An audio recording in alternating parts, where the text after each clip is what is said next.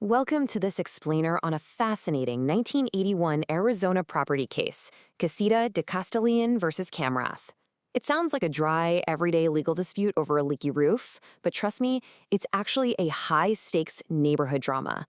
If you've ever lived in a condominium or dealt with an HOA, you know the rules govern literally everything. But what happens when those rules suddenly change and you are left holding the bag for a massive repair bill? Well, that is exactly what happened here. Look at the sheer financial tension on display here, because this is what sparked the entire battle. The Kamraths withheld over $4,000 in condo dues, racking up nearly $800 in penalties, all because their homeowners association refused to pay a $2,300 roof repair bill. The Kamraths essentially went on a financial strike, and the HOA sued them to collect the debts. Section 1. The Leaky Roof Dispute. Let's unpack how this everyday annoyance escalated into a full-blown legal standoff. When the HOA sued to collect those unpaid dues, the Kamraths didn't just back down, they actually counterclaimed. Their strategy? Demanding the HOA cover the roof as a set-off against their unpaid dues. Basically, they were boldly telling the judge, sure, we owe the HOA money, but they owe us for the roof, so let's just call it even. It was a huge risk, and it all hinged entirely on one single question. Who actually owned that roof? Which brings us to Section 2, defining common elements. To figure out who pays, we have to see how the law actually defines the property itself. The casita-de-castilian community was built under what Arizona law called a horizontal property regime. It's kind of a clunky 1980s legal term, but it basically just means a condo development. You privately own the empty box of air inside your specific unit, but you and all your neighbors collectively own everything else. The pool, the structural walls, the landscaping, and yep, the building exteriors. And here is where it gets super interesting. Under Arizona Statute 33551, a roof isn't just a private roof belonging to the person living right underneath it.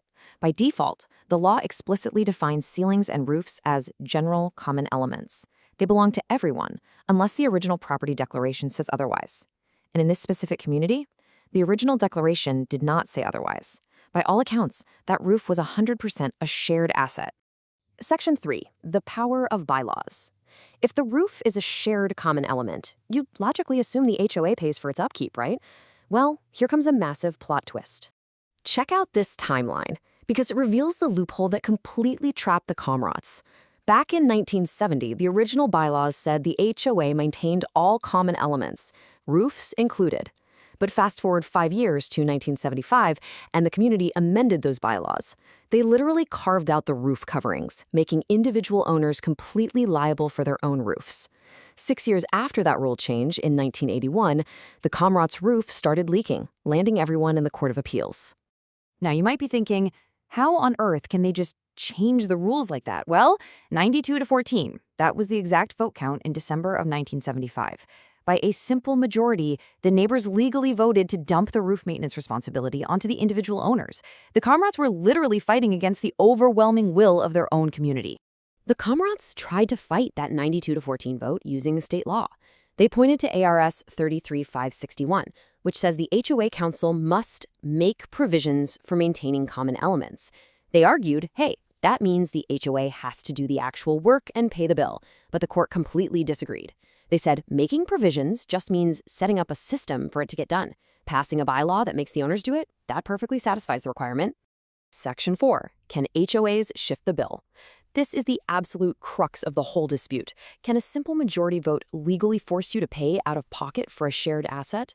When you compare laws across the country, it totally makes sense why the Kamraths lost this specific argument. Look at Florida or the Uniform Condominium Act of 1977. Those laws explicitly mandate that the association is on the hook for common elements. But Arizona's law was way more vague, kind of like the old 1962 Federal FHA Model Act. It just said the council must make provisions. And that vague phrasing gave immense, almost unchecked power to the community bylaws to decide who pulls out their wallet. Desperate for a win, the Kamraths cited a previous Arizona case, Makeover versus Lyle. In that one, an owner tried to build a private second story on shared land, and the court blocked it, saying a majority vote can't let someone steal shared property.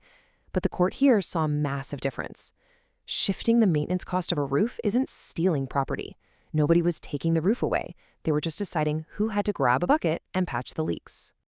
They also tried bringing up a Florida case, Theus versus Island House.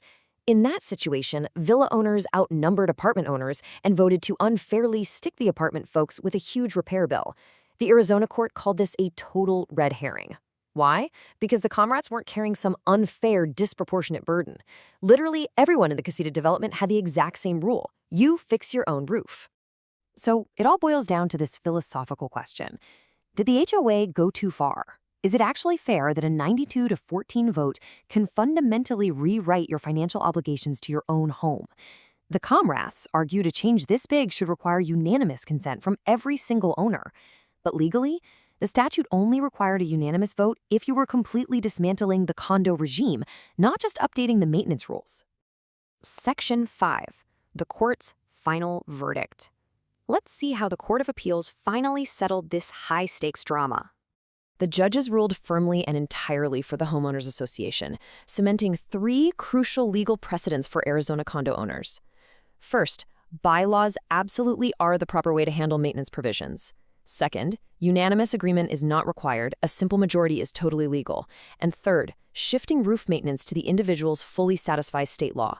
Essentially, unless a vote creates a wildly unfair outcome, majority absolutely rules. So the Kamraths completely lost their counterclaim set-off. It was a devastating financial blow. Not only were they stuck paying the $2,300 to fix their own roof out of pocket, but because they had withheld their dues in protest, they still owed the HOA nearly $4,400 in back dues, plus the penalty fees, plus attorney fees. A massive miscalculation. And this leaves us with a critical takeaway. If you live in a shared community governed by an HOA, you are always just one majority vote away from a completely new set of financial liabilities. The rules you buy into today might literally not be the rules you live under tomorrow. So think about your own neighborhood. Are your community bylaws a ticking time bomb just waiting to be amended by your neighbors? It's absolutely something to keep in mind before you toss out that next community newsletter.